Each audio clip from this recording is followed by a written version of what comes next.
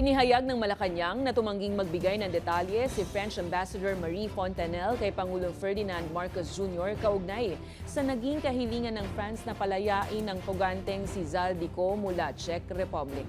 Ayon sa Malacanang, walang maibigay na impormasyon sa issue lalo't mahigpit ang pagsunod nila sa national at international laws.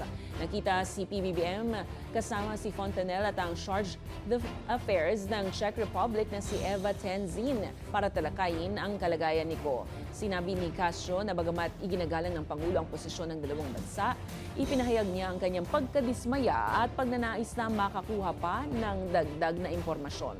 Hindi rin nila nabanggit ng kinatawan ng France ang kasalukuyang status ng asylum application ni Ko. Samantala, kinumpirma naman ni Tenzin na nasa detention si Ko nung siya ay nasa Czech dahil sa invalid travel documents pero walang dagdag na detalyeng ibinigay kung paano at kailan ito nangyari. Tinanong kasi ng Pangulo kay French Ambassador kung bakit ni-request ng bansang France yung pag-release ni Zaldico from Czech Republic. Pero ang tugon lang ni French Ambassador ay hindi siya makakapagbigay ng anumang impormasyon.